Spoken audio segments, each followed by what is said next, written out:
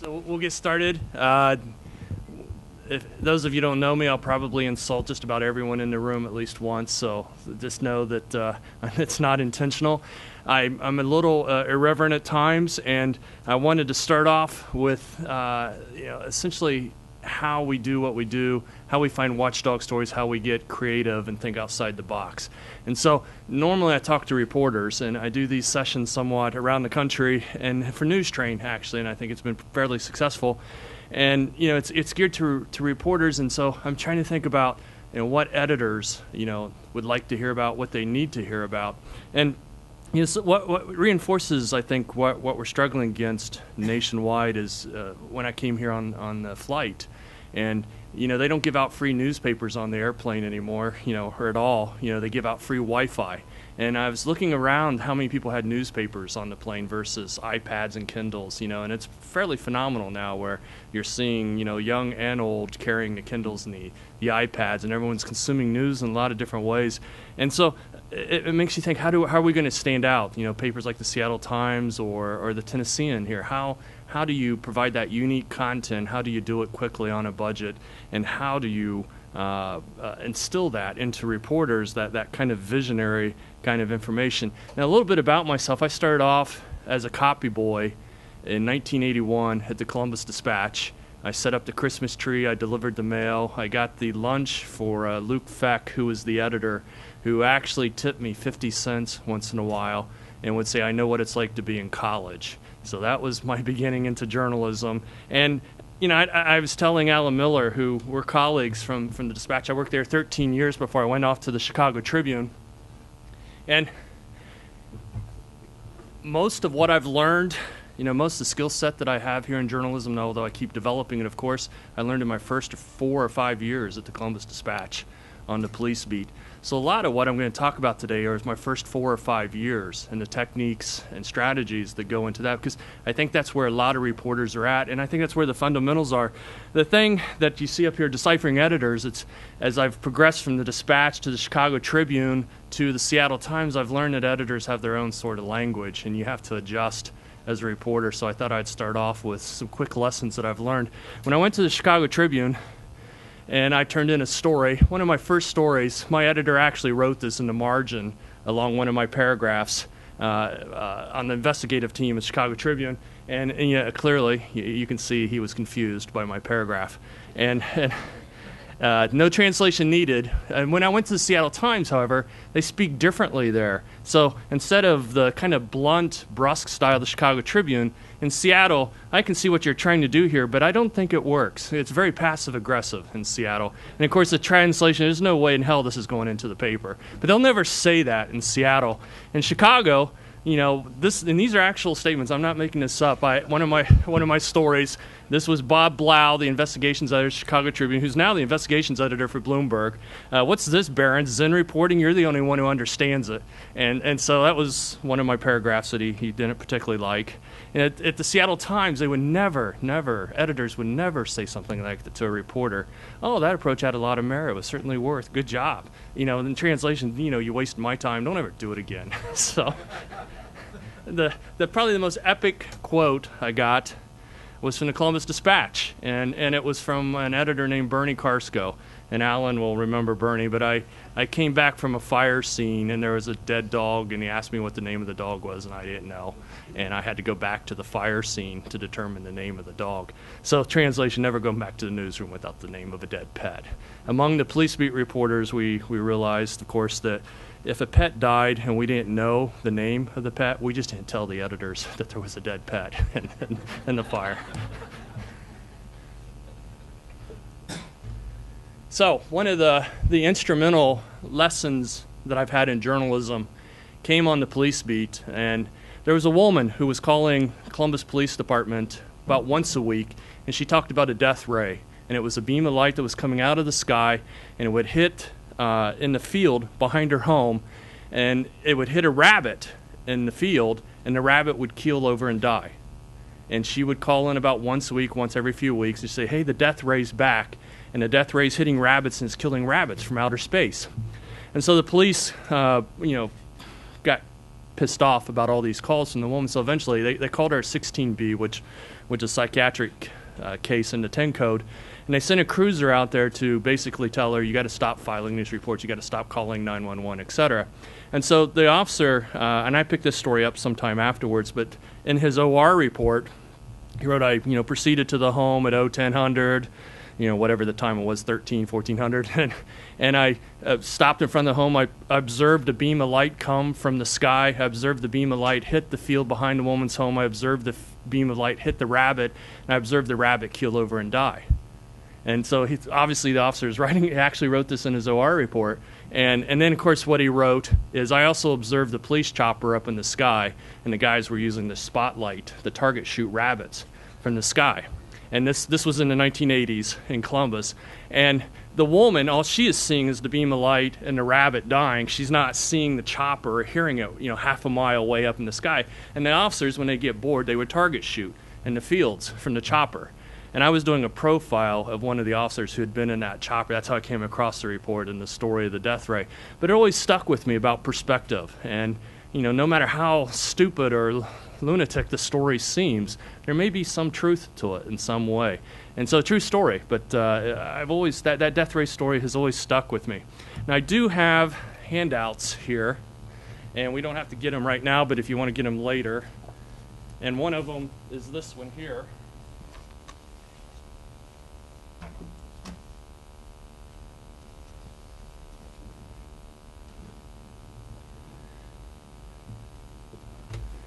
Everyone always asks me, how do you decide what you do? How do you decide what story to pick? What's your criteria? So, I don't know if you can read this too well, but and they'll kind of pass them out, so that'll be great. I'll give it just a few seconds here.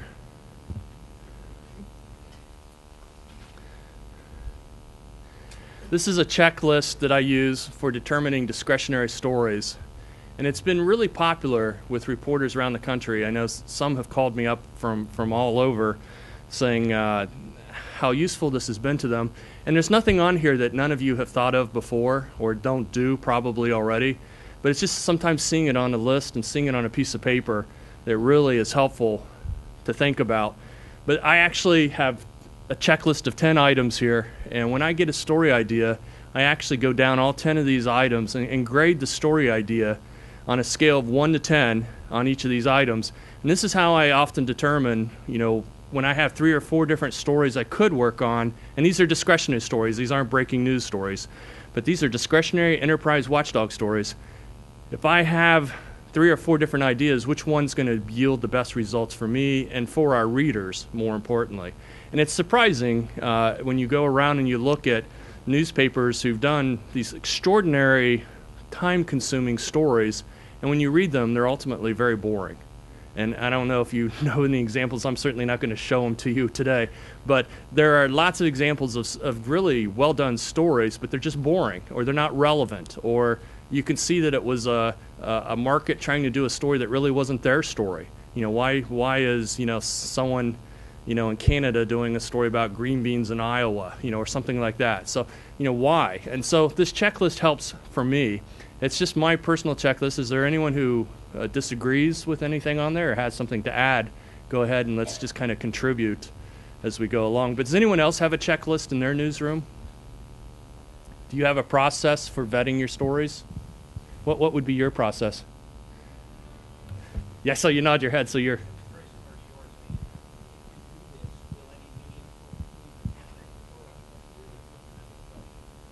So you look for whether there's going to be the possibility of reform. The opportunity to make an effective, at least an effective report that could lead to reform.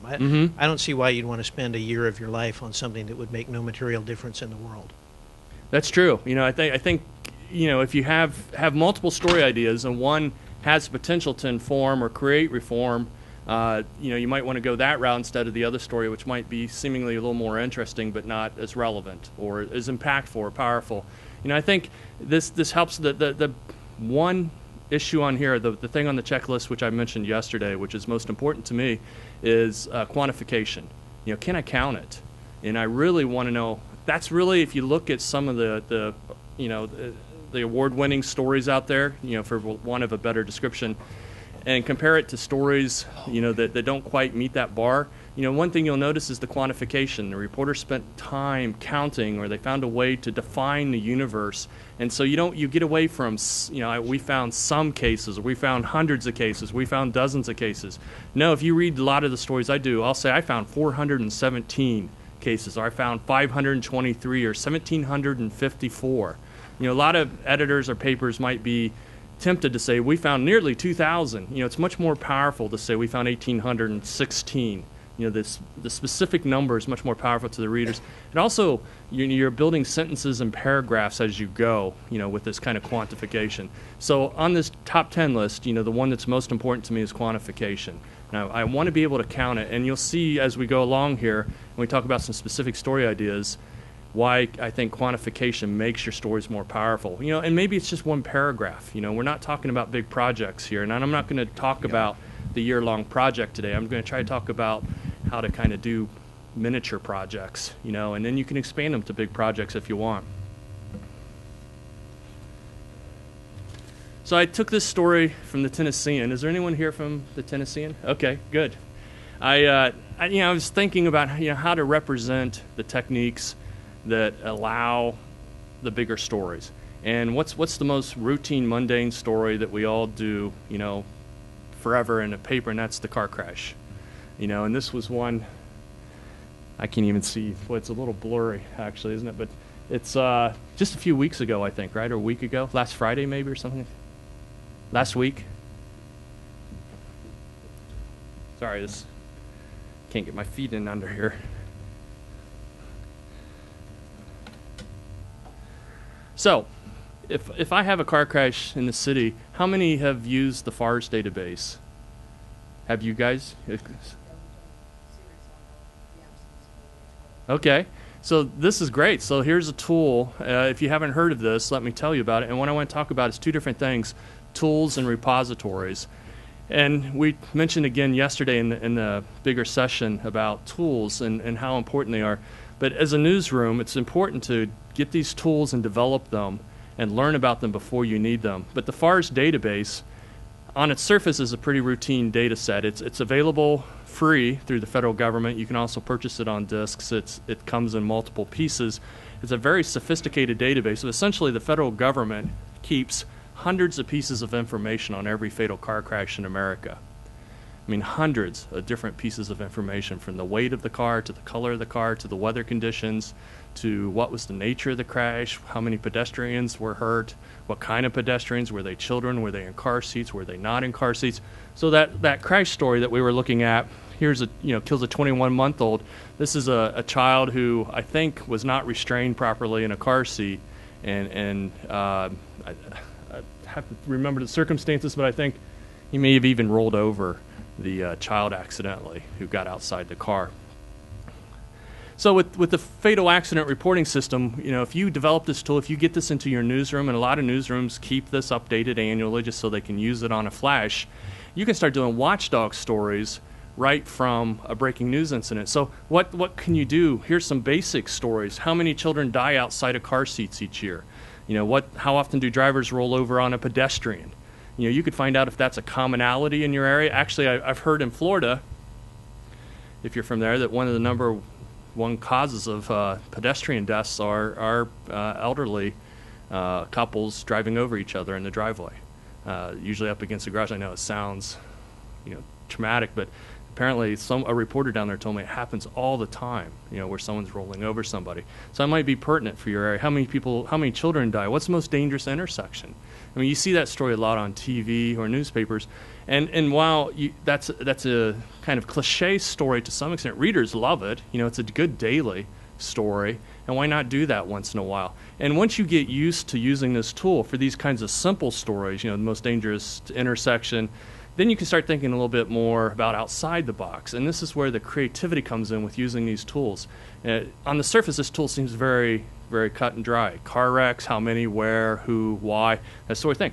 But did you know there's a field in there that tracks whether this is a police chase related accident? And so now you can track fatal police chases in your city. You compare your city to other cities. You compare your state to other states. So you can go local, you can go regional, you can go national. The thing is that this tool gives you that versatility, and you have it just sitting here. It's click and point, for the most part.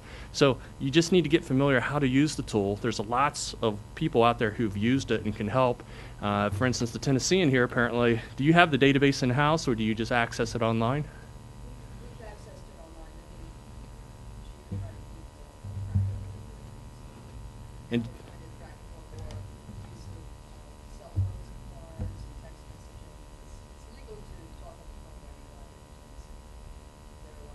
oh, okay. So you can track fatalities, at least linked to potential cell phone usage. And, years ago, this database is what led to major award-winning broadcast investigation on the tires that were bursting, shredding. Was it Firestone? They took this database and started looking at all the fatal accidents and realized the commonality, the pattern, that a bunch of people who were dying in traffic accidents said that their tires were spontaneously blowing, and they looked at what brand those tires were, and they put all the pieces together and did what turned out to be an award-winning report. And again, this tool has been out there for decades. That story was sitting there for anyone to go find it. You just have to look. You have to look for the patterns. And that's the creative part, of what we do, and trying to figure out, how to take a common tool and turn it creative for your area. And so that, whether that's an editor or reporter who's looking at it creatively. But in not only once you start looking at these kind of normal story ideas, then you start asking yourself, what are the rules, of these data sets, these tools?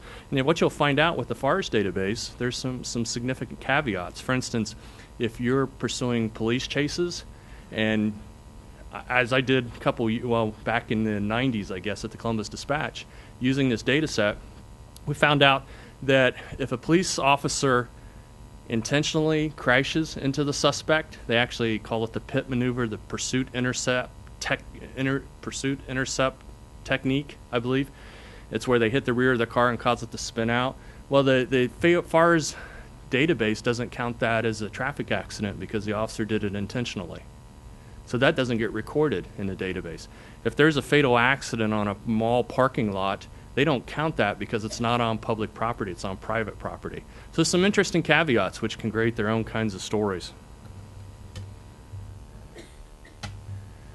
So in addition to looking for tools, and we'll talk about a number of those tools and some observational reporting ideas, you want to look for repositories of information. And for me, this is what is the most powerful technique for creating unique content for your newspaper. Sovereign immunity. Has anyone done any stories on sovereign immunity with their police department, perhaps? So think about it.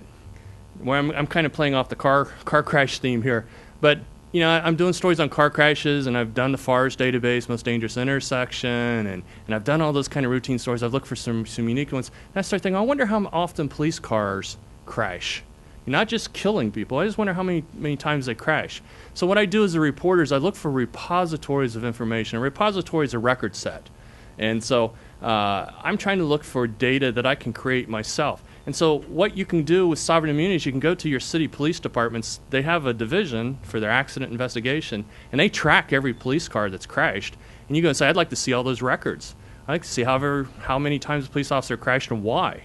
And what you can get is amazing stories. And what you'll find often, in many cities anyway, if an officer says that he's in the function of his official or her official job, then the city doesn't have to pay, even if the officer's at fault in the crash.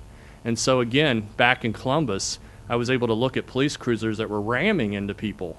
And the officer would just say, well, I was checking on a suspicious car in a nearby alley, and our lead was these two elderly women who were going to the market.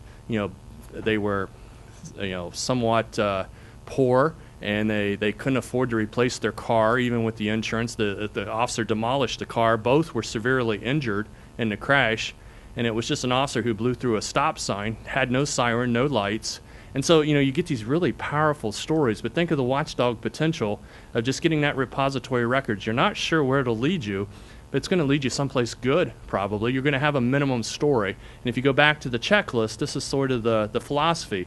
Is the minimum story good enough? And so if I'm going to unleash a reporter on the sovereign immunity issue, there's going to be something, no matter what. Even if it's just how many police cars crash each year. Maybe it's a routine story that the police officers are crashing so much that they don't have enough cruisers to put on the street, on some months. Or maybe it's because they're not paying for their accidents. Maybe it's because they're doctoring their records to make it look like they were doing something official when they really weren't. And you can then cross-check with, say, the dispatcher logs and see if the officer was actually dispatched on a run. Most cities now have caveats to their laws that the officer has to be on an emergency run, not just a run, for it to qualify for immunity. So interesting things. Fugitives from justice. Every city has fugitives. There's a repository of records, both in your city police department and in the courthouse. How many times is a fugitive arrested here in Tennessee, say wanted in Florida, and Florida calls up the Tennessee police department and says, yeah, we don't feel like getting him today. Just let him go. We'll get him next time. Happens all the time.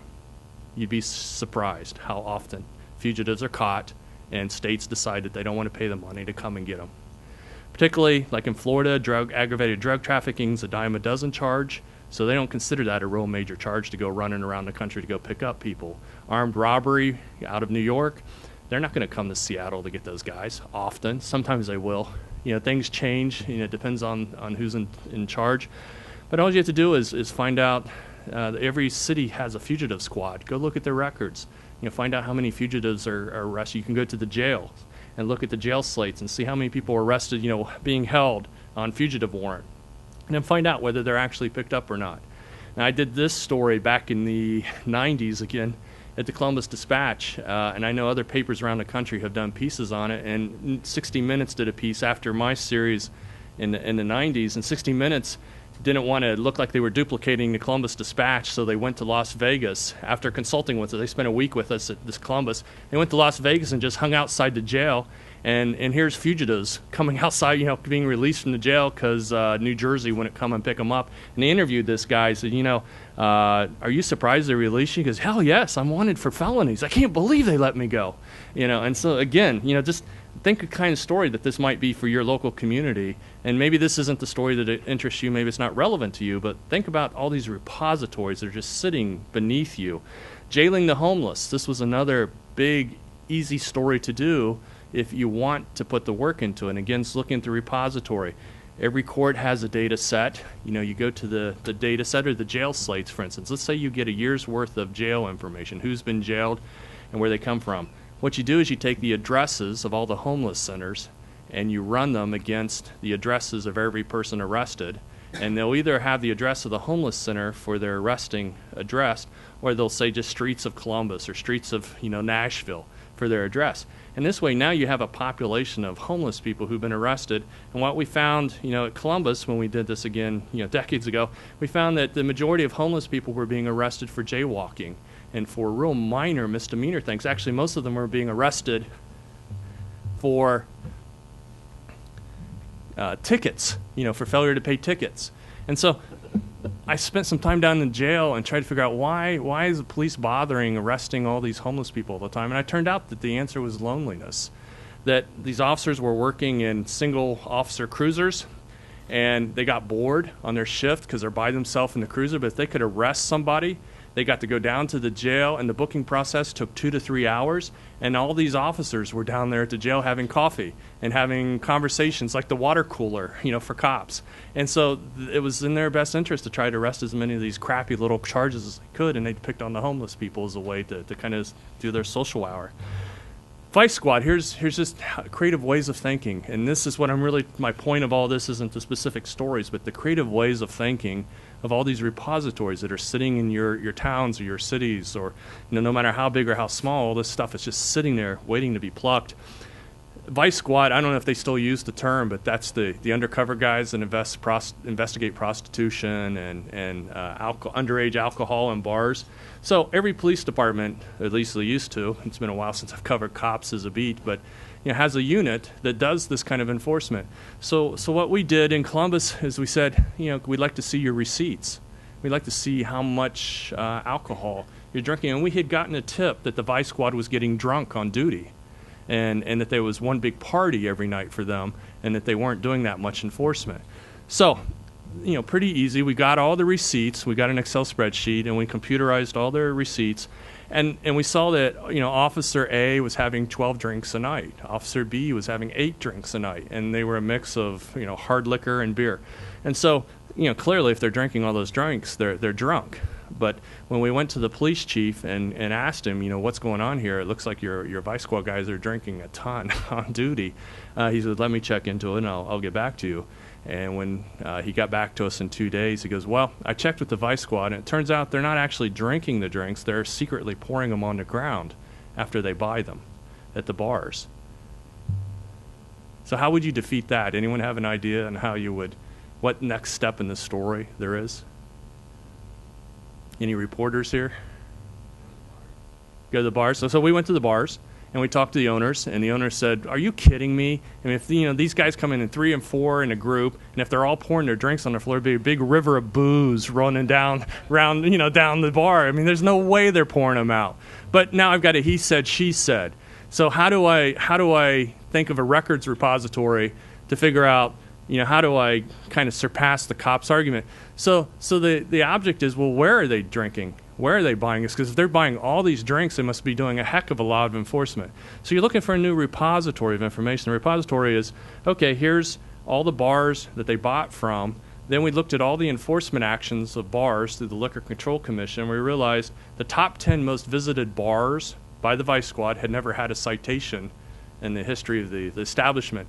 The number 1 visited bar by the Vice Squad, and this is why quantification is so important, because this is so powerful. The number 1 most visited bar by the Vice Squad was 100 yards from police headquarters. The number 2 visited bar down the street from police headquarters. And it was just hilarious. And so we didn't have to prove whether they were drunk or not on duty, because we'd never be able to get to that threshold, but we could certainly show that they're screwing around. And so it was a one-day story. This was not a big project. It was a Watchdog Enterprise story that ran just on one day on the front page. Created a stir, of course. Some of the basic kinds of repositories. Who's the highest paid employee? Has anyone done that story in their city and found anything surprising? What did you find? Some variations of it, but the model that recently was looking at how highly paid the managers were, city managers, city. And where are you from? Miami. Miami, okay. So what was the reader reaction to your story? I think our continuous reporting on that led to the recall of the mayor last year. Wow. So he was ousted from. Wow. I mean, it was a series of things. It was inordinate raises to police. He was a former police captain. It was the fact that the city manager made close to or more than the president of the United States. So things like that. Incredible. Well, look, I mean, this is the most simple database in the world, one of the most fundamental.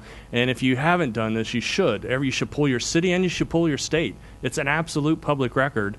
And it may be just a daily story. It may be, the ouster of your mayor. How many stories did you end up doing to get that far? We just ended up pulling different things. It started with, you said when you said look at the receipts of, the cops, we did one where they had gotten a special fund to do, targeted crime fighting, and found that they were using the money to buy Ray-Bans and whatnot. So it just really over a year, the county reporters built it to a crescendo. Wow, that's amazing. Well, that's the kind of reporting I think we're talking about today, where you start off simple, you start off with a basic tool, and you just keep building with the quantification that you had to be able to prove those kinds of receipts and numbers. Anyone else use payroll database for surprising results? Yes.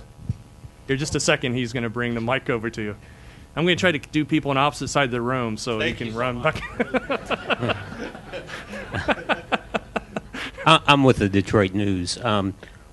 We started off looking at highest paid employees, and what it led to was fairly interesting about looking at what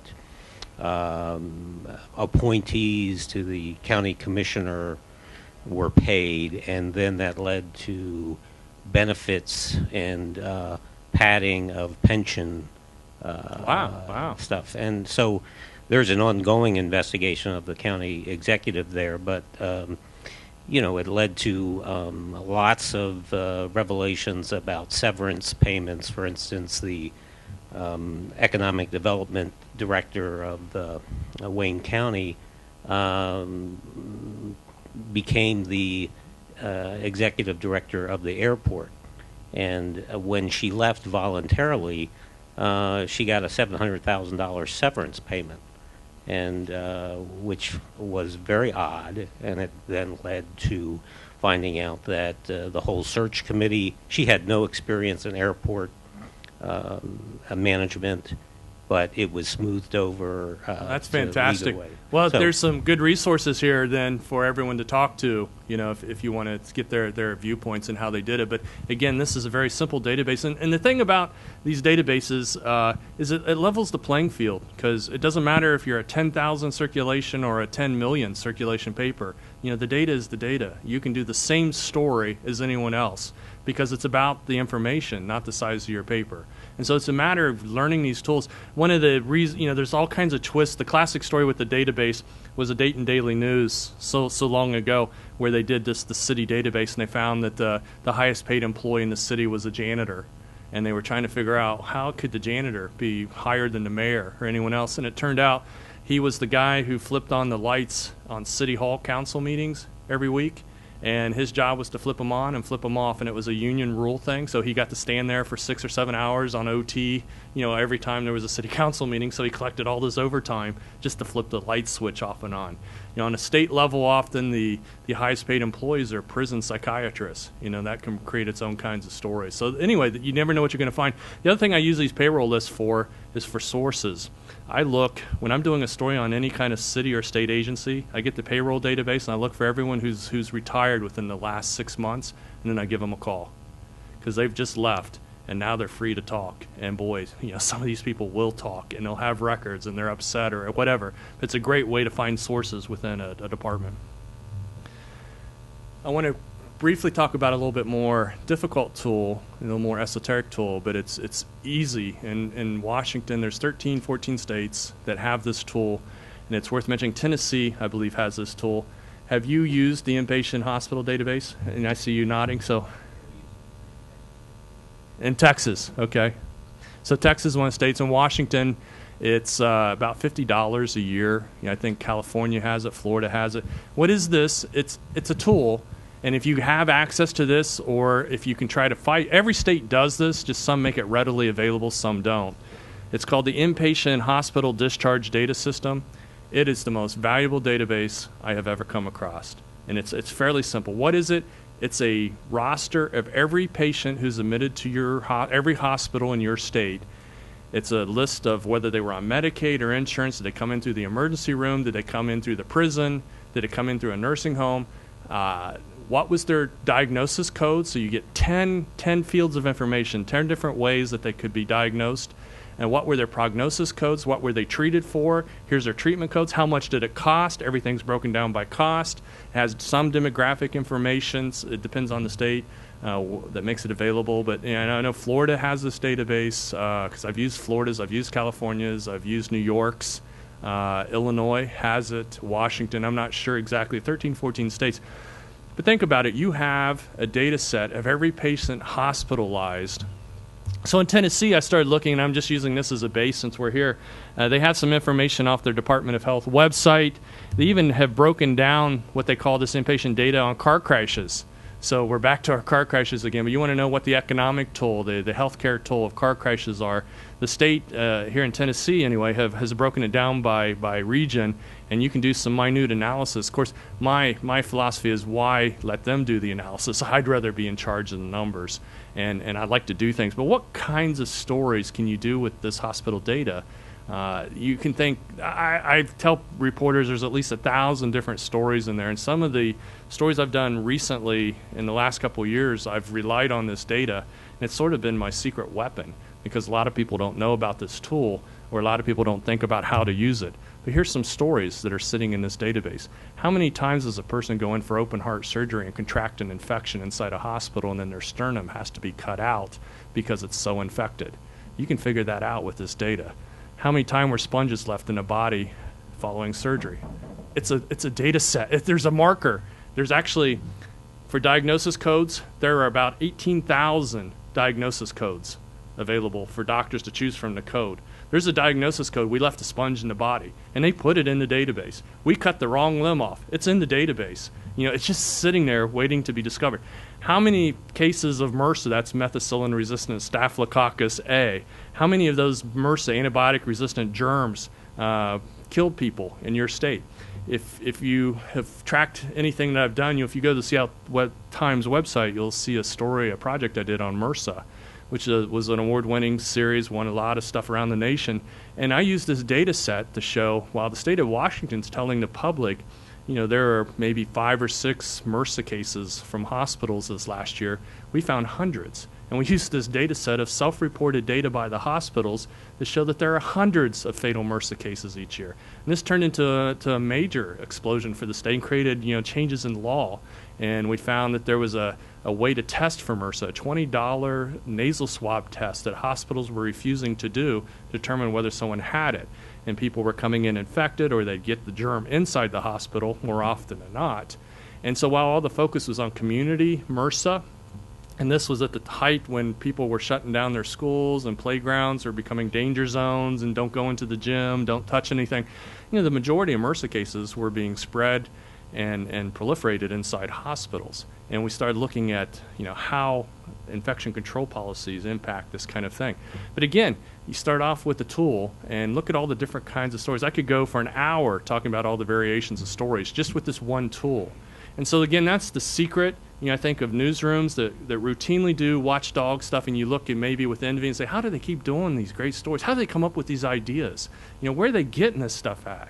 You can't wait for the stories to come to you. You have to go make the stories. And this is how you go make the stories. And particularly in places like Seattle, where it's not like Chicago, where everyone is corrupt and the judge is being hauled off to jail every 3 days or so. In Seattle, it's relatively peaceful and not corrupt. So you have to really look harder for the stories. And so, you don't have to do just these edgy Watchdog stories with these kind of tools. What about cesarean versus natural childbirth? Maybe you just want to do a daily feature on that.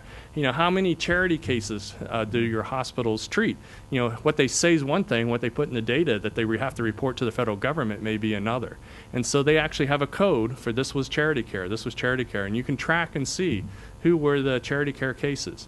Now, you don't get names in this data set, but you do get age and sex usually. So there is some demographic information, and you can cross-match it with other information. So we're looking at a tool, the inpatient database. Every state has this, and these are hospital survey reports. I know you can't read this, but it's just an inspection report. So with repositories, the most powerful way to make stories is to find out where these repositories are and find a way to quantify them. And we're coming back to quantify. What I do, let's say there's 20 hospitals, in your region. So what I do is I go to the state health department and say I want all the inspection or survey reports of all 20 hospitals. And there's 2 ways that these reports are done. Just one addendum here. The state does them and the federal government does them. But the state does them for the federal government. So the state's under contract with the feds to do them. But when you go to the state, you say, I want the state and federal reports. Sometimes the state will say, well, you need to go to the feds to get their reports. No, I don't, because they're sitting in your file. They're a public record in my state. And so I've had this argument with a few states, and we win every time. And they eventually say, yeah, you're right. But they are in possession of the state, whether it's a federal document or not, it's still a state document by public records law, and they have to give it to you. And most states aren't that concerned about it because these survey reports are so routine. But what you do is you take these reports, you get all 20 hospital reports, and what we did with the MRSA stories, we just opened up an Excel spreadsheet, hospital number 1, were they cited for infection control violation, yes or no? Were they cited for this, were they cited for that? And then at the end, we have all 20 hospitals on this spreadsheet. We can say, hey, 75% of the hospitals in the state of Washington have been cited for doctors failing to wash their hands before surgery, or et cetera, et cetera. And in these inspection reports, you get little mini narratives. Again, you're not getting any IDs, but if you look in our MRSA project, you'll see that we had specific incidents of a doctor who's getting ready to go into surgery, and he drops his glove on the floor, and he just picks it up and puts it back on. Okay, and this is, an invasive open heart kind of surgery. Blood technicians who are running their hands accidentally against blood, just all kinds of the most egregious violations. A nurse who dropped a pill on the floor, then picked it up, put it back in the pill cup, and gave it to the patient. These seem like minor things until you start realizing, how these germs spread inside hospitals. One of the things that the inspection reports really show And it's not something you might recognize until you know a little bit more about hospitals, but one of the chief violations in hospitals is airflow. So when you're in an operating room and they're doing open heart surgery, the airflow is supposed to be self-contained so that you're not bringing air in from the corridor into the surgical unit, because you never know who's walking down the hallway, with germs. But how many times hospitals get that airflow mixed up and they're blowing air in from someplace else in the hospital, the contaminated areas of the hospitals, right into the surgical arena? Happens a lot, and you might be surprised, and who knows. In Connecticut, when I was working at Chicago Tribune, I did a nationwide story on these kinds of errors. We found a hospital in Connecticut where dozens of people contracted infections in the surgery room number 2 because the air handling system had been broken for over a year, and they never fixed it, and it was blowing this contaminated air into the operating room. When people had their chests open, that air and those germs, the staphylococcus germs, were hitting into the chest. Very uplifting stuff, I know. So I'm a big proponent of making lists and building my own data, again, going back to my work quantification.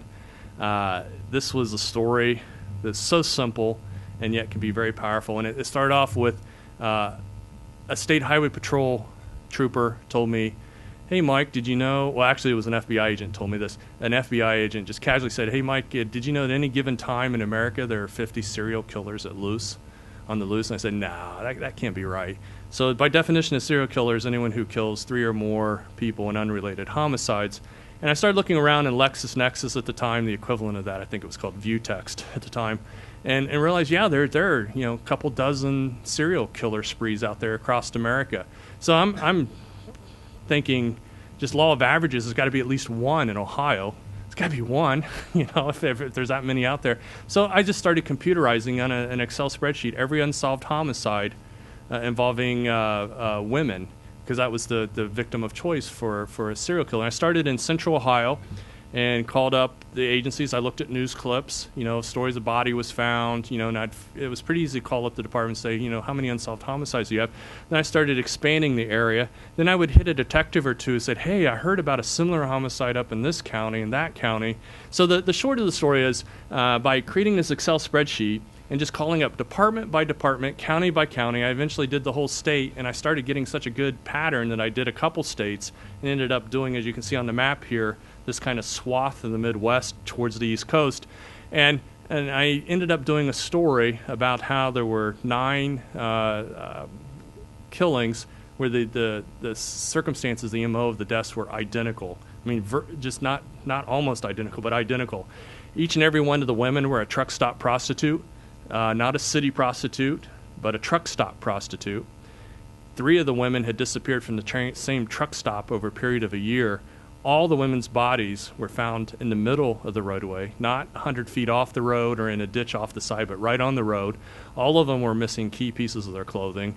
In some cases, the killer, presumed to be a man, would dump a piece of clothing in the middle of the highway for up to 10, 20 miles beyond the crime scene. So he'd dump the body, and then 10 miles later there'd be a pair of pants, 10 miles later a shirt, just dumped right out in the middle of the road, sort of taunting police perhaps. And even with the stuff that was discarded, there was always things still missing. Truck stop prostitute's its own culture. If you've ever been to a truck stop, and after this story I will never stop at a truck stop again, just based on the things I've seen there. This was at the Austintown truck stop in Youngstown, Ohio, where I spent some time. They call them lot lizards is the name of the prostitutes. They work off, and this is how old I am, they were working off the CB radio at the time, and they get on the CB and say, "Hey, this is Hot Lips, anyone looking for company?" And the guys are all in the truck stop lot out there, and they'd say, "Hey, this is the Blue Peterbilt in aisle 3, row 5, come on back." And the girls then would go off to the trucks. And then sometimes they would just go truck to truck knocking on the doors, looking for company, looking for company. So the guys would put stickers on their doors, "No lot lizards," to say, "Don't even knock on my door, don't wake me up, I'm not interested in a prostitute tonight." An interesting culture, and the nut of it is that the FBI formed a task force. They kind of confirmed the pattern and acknowledged that there was a serial killer at work. And so it was, I was a younger reporter when I did this. As a simple list and report kind of story. very powerful. CNN came to the newsroom and did a show on our discovery of the serial killer, and it was funny because I'm sitting there and I showed the CNN producers what I just described to you here. You know, I called police departments, I just put the information in a list, then I counted it, essentially interviewed detectives and made a story. And CNN got pissed at me, and they shut off the camera. The producer said, "Can you tell us how you really did it?" Because they didn't want to believe it was that simple. That it was really, anyone could do that. They were looking for this magical alchemy, in journalism. And I think the funniest was, I don't know if it was 2020 or Primetime Live or one of those shows, called me up, said, if we paid you enough money, could you find us a serial killer for our show?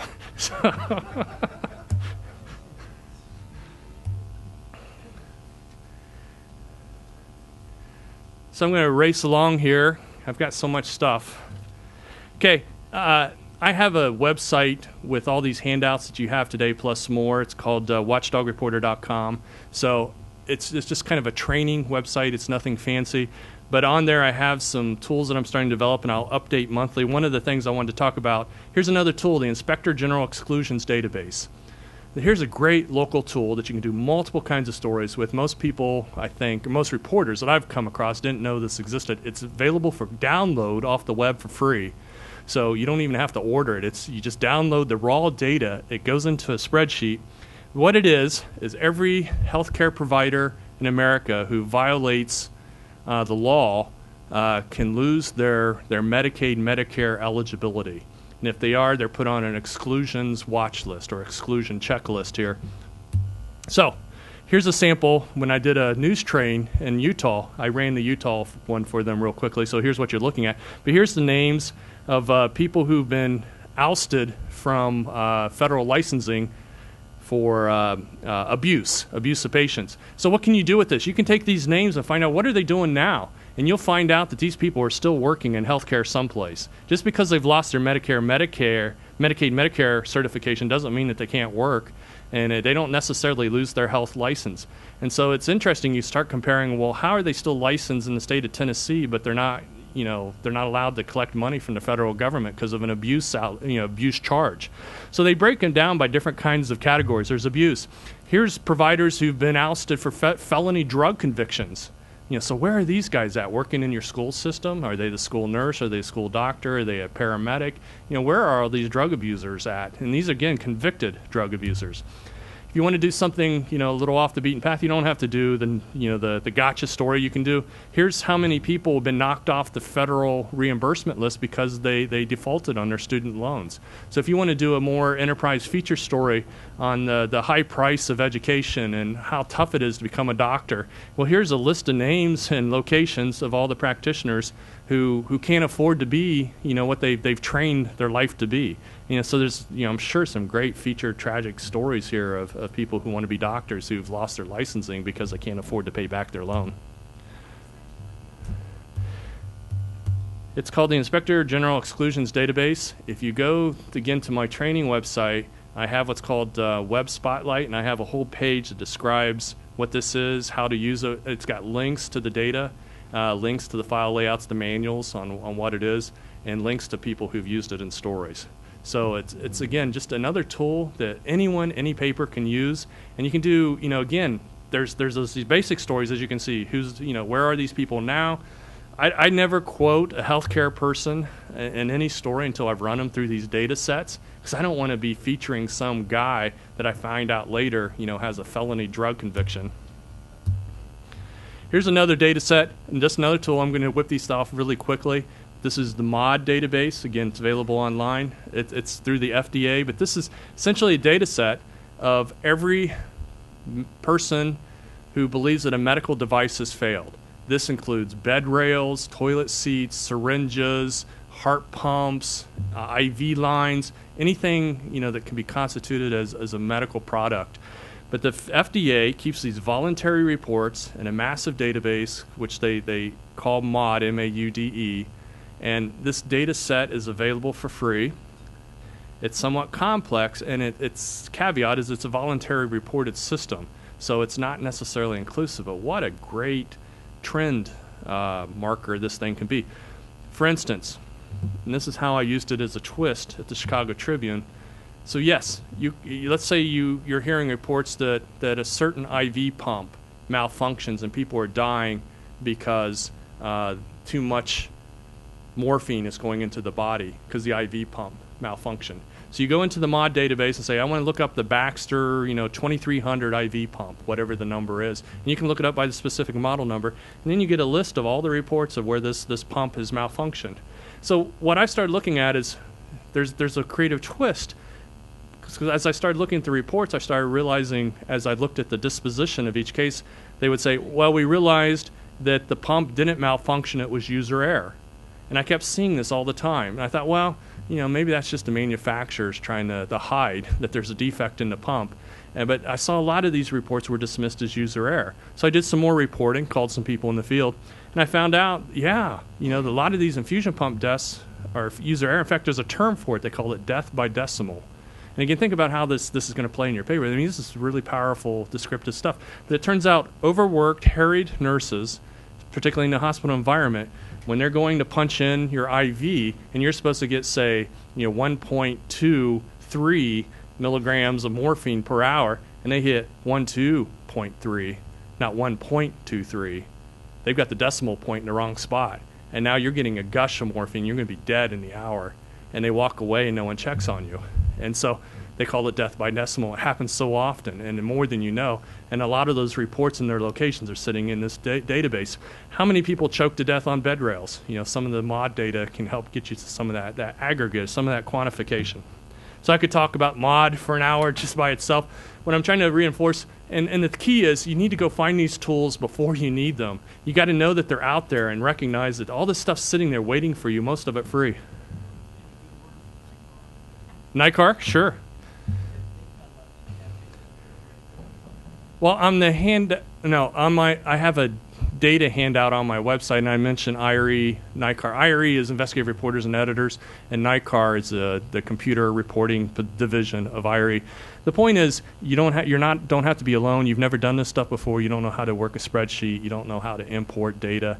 There's people out there who will help you do it. There's people who come into your newsroom and train. NewsTrain does a lot of computer-assisted reporting training now, because that's some of the things I've done with different groups.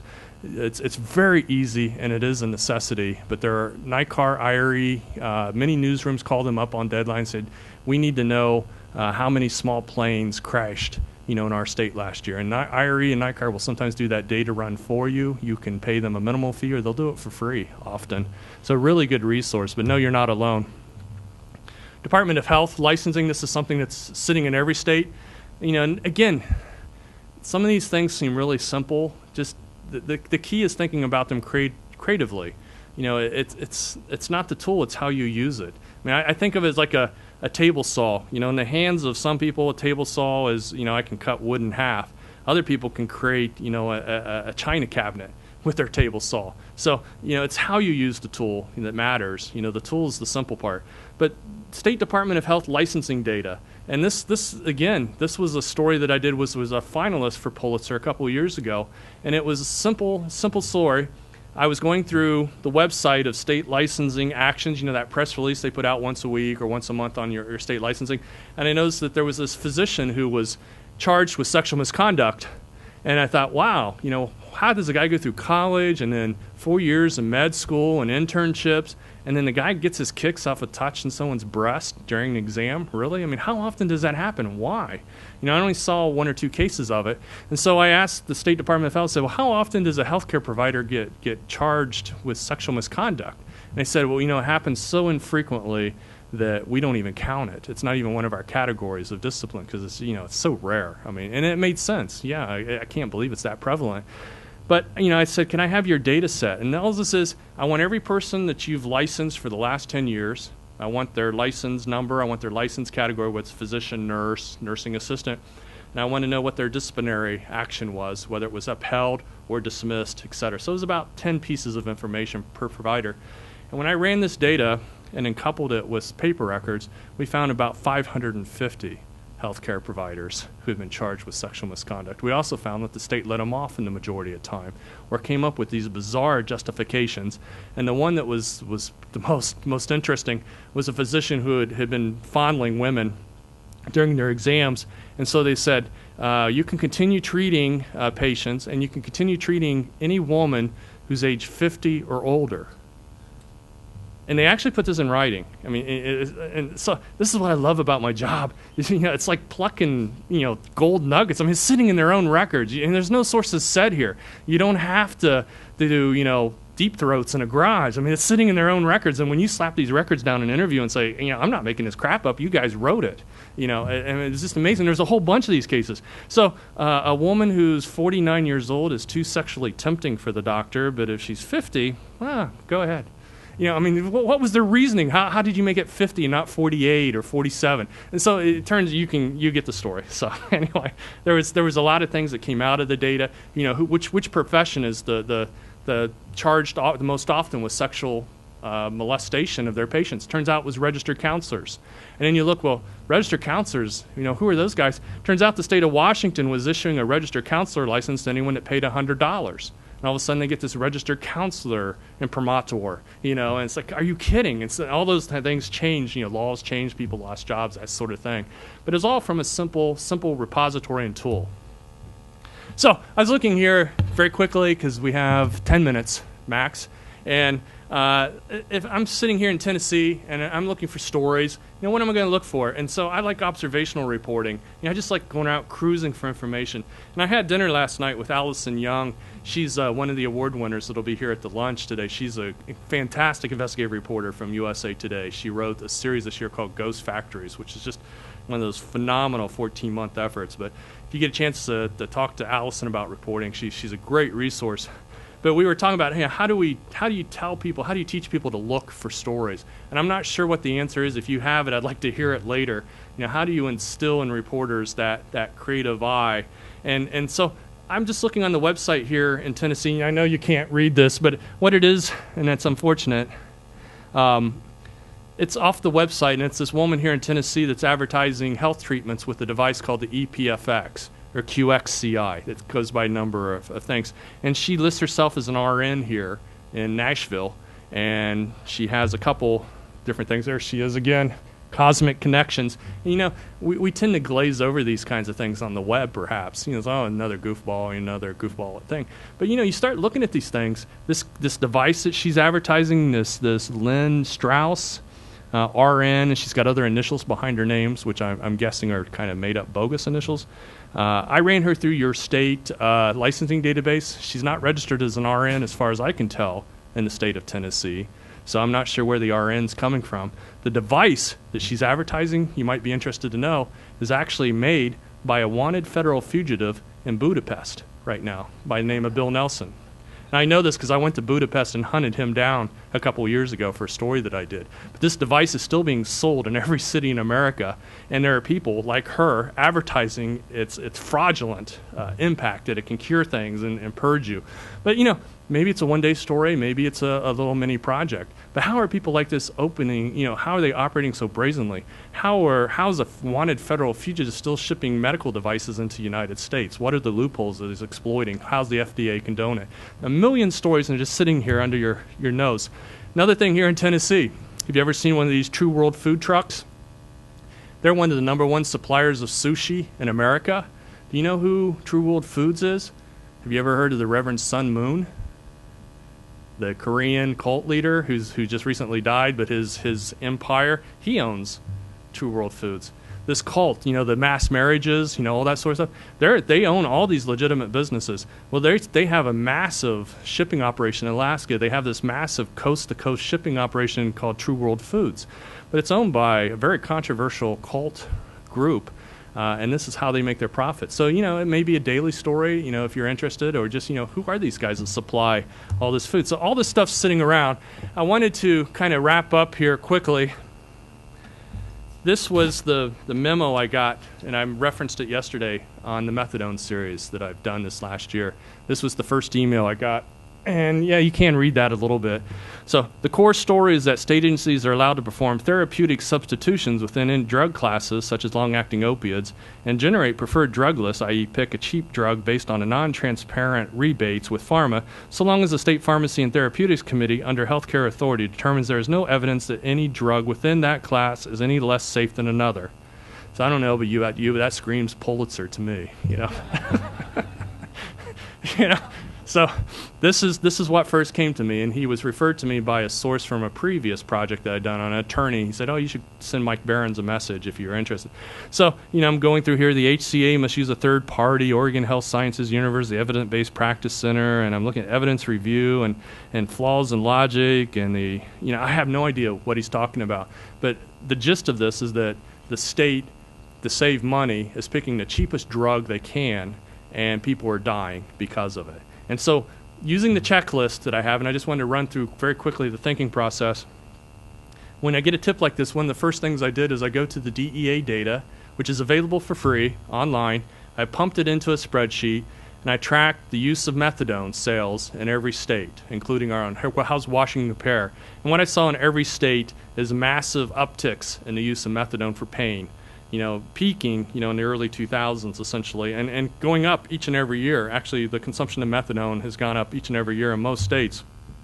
Then I looked at death certificates and started saying, could I identify people who've died from methadone? This one is not a methadone death. This is actually a MRSA death here, but it's the only death certificate picture I had available to me quickly. But we took a look. We got the death certificates that we imported into Excel. There's about 40,000 deaths a year in the state of Washington, and we were able to sort them by how many had methadone linked as a cause of death. The thing I would recommend that you communicate to reporters, and you probably already do this, is when I do any story, short or long, I create a timeline for that story. And so, you know, I was talking to some editors recently at IRE in Boston earlier this year, and we were comparing our methodologies for how projects are tracked in the newsroom, how we generate projects, and what editors require. And this is just the essential reporting tool. If you could pass on a technique to reporters, it's amazing to me how many reporters don't utilize a timeline and how time-saving this is for doing stories, and how this is how you also develop the pattern recognition. You can say, oh, on the same date that this happened, this also happened, and that creates those little story moments perhaps in a story. And we did this to great effect with methadone. The timeline not only has, you know, the basic here's what happened by year, but then as I develop the timeline, I'm shoving in big chunks of information. We got these transcripts of these doctors talking to each other about methadone, and I put it in red because it was so I could differentiate the conversations in my timeline from some of just the basic timeline stuff. But you know, that's I'm seeing what happened on such and such date is when they got this warning. And then think about it. So now I know on such and such date they get a warning from this doctor saying, hey, this drug's killing people unnecessarily. We should be warning the public. And the doctors vote, nah, I don't think so, because we don't want to pick on one drug and we can't say for sure. And then you take the death certificate database. So the day that they decide not to warn the public, how many people died that day? How many people died that week from methadone overdosing? You know, so now you've got these really powerful story moments. Not only that, with the death certificates, you've got a name, and you can go actually marry, you know, the event to a name. So this is how you kind of use these tools and these repositories to even create narrative moments. The other thing that we do at the Seattle Times, I assume many of you do, and if you don't, you know, this is something to pay attention to, but every reporter is required to write a story memo at some point. Now, I have the luxury of doing long-term projects, so I get to spend a couple weeks before I might write a story memo, but this was my first draft of a memo on the methadone project, which you'll see was in February 2011, and I'm laying out to my editors what I think the story is, as I know it at this point. And I write it in a story fashion, not story language, but just, you know, I'm trying to excite my editors. I'm trying to entice them. And I was talking to Manny Garcia at the Miami Herald, I believe, and he was talking about, and he's at Nuvo right now. And he was talking about their very systematic, kind of rigorous process for vetting projects, and how, you know, you've got 10 reporters that want to do projects. How does the paper pick which one they're going to do? And how do you find the one that's going to rise to the top the highest? And so memos is one way of vetting these kinds of projects. But when I write a memo, I've got that checklist in mind. Those checklists are things I got to answer in a story, not just for myself, but something I got to answer into a story. And so in the memo, I lay out, here's my major themes, you know, preferred drug list, supplemental rebates, which turned out not to be a theme at all in the final story. It was just in the initial research phase. I thought it was going to be a really interesting issue. And I lay out the themes, I lay out my reporting strategy, and so I give this information to reporters mostly, but don't pitch an idea to your editor, pitch a story. Don't pitch a noun, pitch a story. And so, write these memos out for yourself and then give them to your editor. But, what do the editors want to know? One, that you've got a story. Two, that there's a minimum story. Three, that you have a plan and that you have a strategy. Not just, I'm going to go interview a bunch of people about this and see what I see. Here's my strategy, and here's the data that I'm going to use to rely on. And so in closing, we've got 2 minutes. I wanted to just reinforce another kind of theme that I mentioned yesterday. It's about the people. And this is really, what we do isn't about numbers. It isn't about databases. It isn't about spreadsheets. It's about telling the stories of the people. This is the family of Angeline Burrell, who I mentioned yesterday, who died from the methadone overdose. She was the King County 911 dispatcher. And this was her mother. And just a really powerful moment in the story. And it's really humbling, to be able to uncover these kinds of stories and find the people to really bring them to life. So I end with this picture just because this is really what the end result, this is what we're really after here, is the story. And these tools and these repositories are the ways that get us there. So thank you. Any questions? I'm here.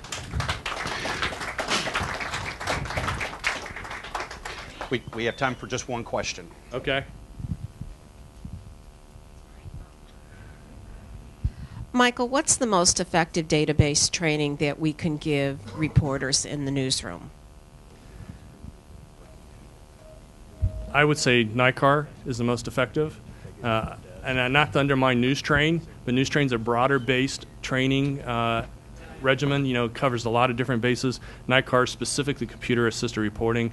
You can bring them into your newsroom. I think, Alan, you have had NICAR at Columbus. It was a fairly minimal expense? Okay. So talk to Alan. It doesn't cost a fortune. They'll come to you, so you don't have to ship a bunch of your people to them. They have a boot camp each year in Missouri, which is phenomenal. It's a week-long or 3-day-long kind of immersive experience. People come back, like they found the new religion. So, oh my God, I didn't know you could do this. So it is really phenomenal. But I would say NICAR, or IRE, call them and see how much it'd be to get a couple of the trainers to come to your newsroom. They could spend a day or two there and train, huge swaths of your staff. Everybody join me in thanking Michael for a great presentation. Michael, thank you so very much. We are now in break until 10:25. A couple of quick things. If you find that you've received a parking ticket from our campus police here at Vanderbilt University, you are invited to bring it to the desk of the Freedom Forum, and they will talk to them about that. So bring your parking tickets if you find you have parked in a campus spot that is a no-no. We are in break until 10:25. Yeah.